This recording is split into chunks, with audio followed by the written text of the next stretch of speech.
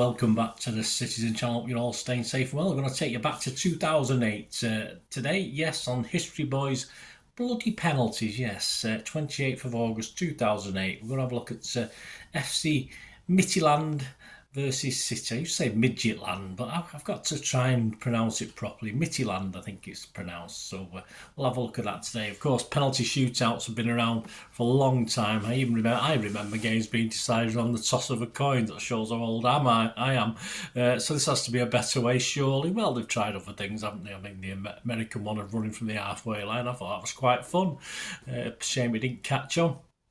Loved them or hate them, no titles, of won and lost, promotions, won or denied, and even progression to a next round of a cup can make heroes and villains for years to come and raise fans' hopes or shatter our dreams, of course. And as City fans, yeah, we've had a few, we've gone through all the emotions, winning and losing them, and this feature tries to give the background and remembers some of those penalty kick shootout moments, so join me.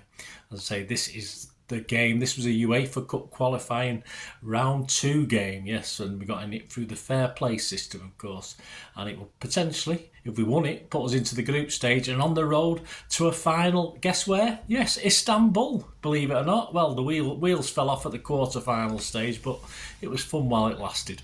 Please, if you're new to the channel, push that subscribe button, push the bell notifications, everything City past and present, of course. Great to have you on board. Spread the word. Hope you enjoy this. Let us know your memory. Were you there? There's about 600 odd of you there that night. Share your memories, and were you at the home game, which we're going to cover as well? Let me know, because there wasn't that many of that one. Not quite the 3007 that I was in against Mansfield in the auto windscreen Fred Sherpa Trophy Cup, whatever it was called. But not many. But we'll talk about that in a minute. So we'll go back. We'll have a look at this game. Before we look at this moment in history, how were we doing? Well, there were exciting times, or so we thought, of course. Little did we know what was to come just days later after this. Yes, it's a momentous time in our history, of course. Hughes was still at the helm. I didn't want him. I never liked him. I didn't even want, so, I was glad when he eventually went. Taksin Shinawatra, that cheeky chappie, was officially still the owner, although obviously things were happening in the background at this time. And Gary Cook was telling us our legacy was safe. There you go. Cheers, Gary. We had a squad containing various Ballon d'Or nominees like Korluka, Bodjinov, Bianchi, Ilano, Joe Garrido, Petrov, Gelson, Fernandez. That's one player. Casido and numerous others. All right, I'm having a bit of a laugh about that. But despite Hughes, we did remain hopeful. I was very lucky, actually. It was a time when I wasn't getting to many games. I do thank my personal problems for saving me from a lot of Hughes. I did see a lot of Hughes, but fortunately I didn't. Some other Hughes I didn't see, so I'm glad about that. Personally, as I said, it wasn't a good time for me, and City weren't helping that much either. And this game is memorable for me in the fact the second game, anyway, the second leg is memorable because I was actually taking part. I needed some dosh. I was taking part in an in-house. I had to stay for 17 nights in a medical study, taking part in Cheshire, is it AstraZeneca over there near Macclesfield, is it? In Cheshire, I can't remember where it is now. It's been that long. It was that long ago. It paid very well though. I needed the money, and I think they were testing some sort of arthritis drug. I never had a creak or an ache since. I wish I hadn't. Anyway, this season on the pitch we destroyed the might of the Faroe Islands, of course. Straymore 2-0 at home and 2-0 away. When I say home, obviously I mean Barnsley, of course, yes. And FC Midtyjylland, a tougher Danish opposition, were next. Like City, they would have better years ahead, actually. Yes, they would go on to win their own league 2 or 3 times as well. So the home game was our third, and the Etihad was bouncing. Well, not really. That was creaking a bit with a crowd of 17,200. Are we sure that wasn't at Barnsley as well? There were 124 old midget fans in attendance as well. They seem to enjoy it. There's some YouTube footage of this if you get a chance to watch back if you don't remember it. City's 11 that day, Hart, Korluka, Richards, Dunn. This is the first leg. Benheim, Alano, he was replaced by Atu on 69 minutes. Johnson, Gelson, Petrov, Casido, he was replaced by Bodjinov on 64 minutes. And Mr. Sturridge, no less. And the subs not used, Schmeichel, not Peter, Casper, Ball, Anohu, Ireland and Hammam. Over to the match report for the first leg, played on the 14th of August. These excerpts are taken from City's official site. After starting the better side, it was the Danish league leaders who took the lead in the 15th minute. It might have appeared to be a shock on paper maybe, but not on the pitch, as Danny Olsen drilled a great low strike from the edge of the box, which gave Hart no chance, and Midtyjylland a vital away goal. Yeah, it was a bad defensive error, remember, but City didn't name, kindly didn't name whose fault it was. But watch the YouTube video. City attempted to up their game almost through level after Petrov wriggled his way through the box, but his lofted shot cleared the crossbar. And 25 minutes Sturridge from 12 yards found his volley from Petrov, cross cleared. The Blues' influence on the game was growing though. Moments later, Sturridge could only drag a right-footed shot from 20 yards wide of Heinz's far post. Danny Sturridge produced the best moment and a half for City on 43 minutes as he jinked onto his left foot after taking Casido's flick on and hammered a shot against the Danes bar. Half time, City 0, FC Midtyjylland 1. City started the second half the same way they ended the first, on the front foot. Two more half chances came and went within the opening 5 minutes. Marc Hughes made his first substitution on 64 minutes as the hot and cold Casido was replaced by Valery Bodjinov. The visitors came back into the game with two swift chances of their own on 65 minutes. Luckily, a corner was the best they achieved. Etu replaced Alaro with 20 minutes to go. On 71 minutes, Martin Petrov had to clear off the line following a corner, and the visitors appeared to be flicked goalwards by Sturridge. On 77 minutes, the keeper couldn't do anything but watch a minute later as Petrov's free kick from the edge of the area thumped off his bar. Last word was to the Danes in stoppage time though. Hart needed to make a vital save to deny Florescu. That sort of kept us in this game, didn't it? City now face, of course, a tough trip to Denmark in 2 weeks' time. 1 goal down. On to that night then, not night, it was an afternoon. Yes, an afternoon game, I'll explain that in a second. The second leg on the 28th of August 2008. These are match report snippets from the always entertaining Guardian timeline. If they do City's games, if you don't get to the game and you are sort of looking for a good timeline, the Guardian's quite good. It includes other people's views, but it can be quite funny sometimes. Not always in our favour, but it is interesting. Anyway, an unusual afternoon kick-off. This was due to Danish giants Brøndby, of course, at the time, who were the main attraction because they were taking on Finnish side Hacker later that night on the same TV channel. So obviously the TV channel couldn't show both games, so it made ours kick off a little bit earlier, having the broadcasting rights to both, of course. Never mind, of course, Brøndby actually were 4 goals ahead at the time into this second leg, so it wasn't expected to be any shocks, but it was Little City back then, wasn't it? So it didn't really matter. It wouldn't happen now, of course. I don't think. And good news broke today, of course, because Shawnee Wright had returned to us, though he's unable to play in this one. Pre-match, Marc Hughes has this to say about City's mission at the snazzily titled SAS Arena. Yes, SAS, the airline, nothing to do with Special Forces in Herning. I have not been in this position that many times. Probably haven't, Marc. And it's not one I like being in. We have made it difficult for ourselves because of the result and the performance in the first leg. We have nothing to lose. We have to be positive and go for the win. Yeah, we didn't see evidence of that in the game. That afternoon, the attendance was 9,552. 600 Blues are in the corner, and it was live on Channel 5, and that's where I watched it on that telly and my doing my medical thing. I was sat watching it. I think there was another guy. I think he might have been a Liverpool fan. I'm not too sure at the time.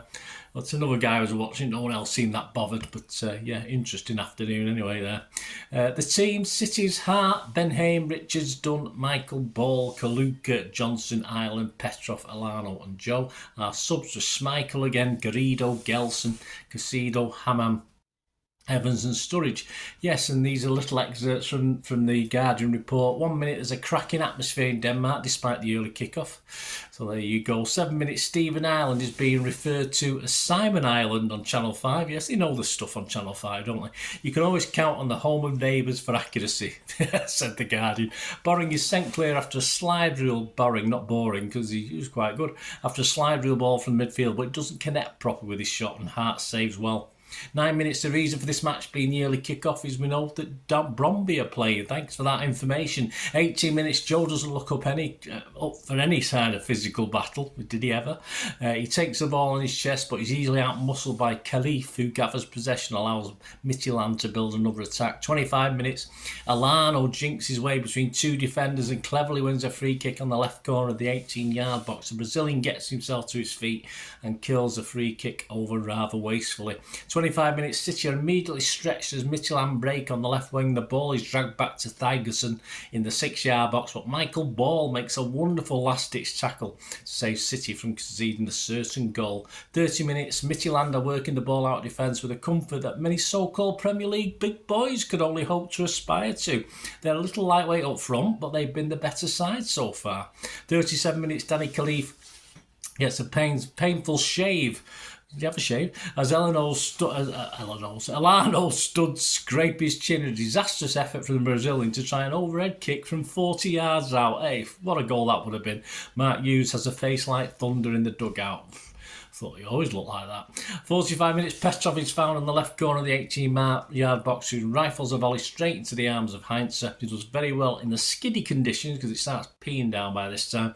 Not to spill the ball at Joel's feet. That was City's best move of the match and the last of the first half. We took time to get going. Second half delay. Apparently some eagle-eyed Jobsworth linesman has noticed a hole in one of the nets. Not to do with Joe, obviously, I don't think that one. So they're waiting on someone to come and sew it up. There you go. 52 minutes, Midtyjylland look happy to take the ball backwards and keep possession. City need to take the game today and sustain the competition. We're 1-0 down, don't forget, on aggregate. Sturridge is on for Alano on 57 minutes. Aban is on for Ben Haim. That's an attacking-minded substitution. Sturridge will play much further forward than Alano. 65 minutes, Joe Hart does brilliantly to avoid getting sent off. Thigerson was sent through after a neat lofted ball from Boring. He flicked the ball at Hart, who was out of his area, but the keeper used his midriff instead of his arms to deflect his shot. Yeah, very Ederson-like. 71 minutes, Joe is having a stinker. That's it, that's the comment. 80 minutes, Boring has been immense. Again, rampages down the left, finds Baba Collins, there's a name, unmarked in the 6-yard box with a pinpoint cross, but he manages to use his knee to deflect it over. City are abject. They have no creativity. How can we get into this game? Well, Ched Evans finally puts Joe and us out of our misery by replacing him. There you go. But then, finally, a goal. Midtyjylland 0, City 1. 89 minutes, Danny Khalif heads into his own net after the first decent cross of the match from Manchester City's Michael Ball, probably the first cross after Evans. Yeah, sort of. I think he got a little touch on it, and obviously it then hit the defender and went in the net, and then it was 1-1 on aggregate. After extra time, yeah, a bit. I thought City looked better. The scores remain level. City made a better fist of it in extra time in the teaming rain, but got not behind a winner, and it's the dreaded penalties. Yeah, again on YouTube, there's one or two of these from the Midtyjylland fans' point of view recording these penalties, so seek out this game on YouTube. It's quite interesting. Anyway, City lose the toss as the penalties are at the end where the Danish fans are, but that means usually, and I did in this case, I think we get to take the first, which is usually a good thing, although I don't know, I'm not too sure about that. Ched Evans scores the first penalty. This is what the feature's about. Ched Evans scores the first penalty for City, high into the top right corner. It's 1-0. Reid hits it straight down the centre to score for the Danes. A great penalty, right down the middle. A great penalty. This is the Guardian still, don't forget. City 1, Midtyjylland 1. Petrov scores low to the left, 2-1 to City. Poulsen doesn't even take a step as he drives his penalty into the top left-hand corner. That was cool. Is he a Midtyjylland fan, this guy? City 2, Midtyjylland 2. I mean, this is a British paper, not a Danish paper. Youngster Michael Johnson hits a weak penalty low to the left, which Heinze saves. It's City 2, Midtyjylland 2 still. But Joe Hart, hero, makes a wonderful save to his right from the man of the match, Boring. City 2, Midtyjylland 2. Hammond steps up for City and does a trademark dummy and sweeps it into the top right corner as if he does it for fun. Well, he did. City 3, Midtyjylland 2. Alfiri steps up and blasts the ball straight at Joe Hart. Yes, City 3, Midtyjylland 2 were ahead at last. And Koluka steps up. He can win it. He can win it for City. Yes, the Croatian strokes it to the right. The goal sending Heights to the wrong way. City have got through this tie by the skin of the teeth, say the Guardian. And it ends City 4, Midtyjylland 2. There's no need for the Danes' last penalty. It's all over. Even if they scored, it's only 4-3. The City fans are up to this. Is on YouTube as well. Just a little section. And the ground echoed to the City fans singing, Istanbul, Istanbul, we are coming at the end of May.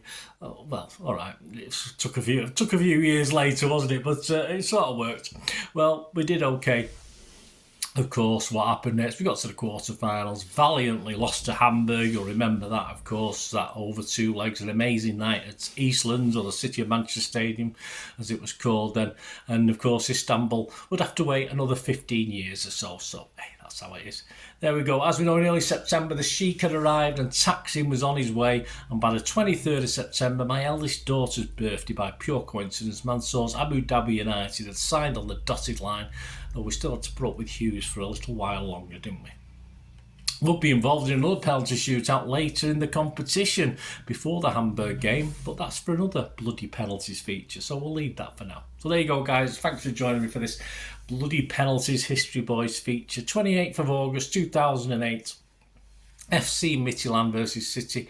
A 1-0 City win on the night to even the aggregate score at 1-1, and a 4-2 win on penalty with some Joe Hart heroics involved as well. And the fans, of course, dreaming of Istanbul.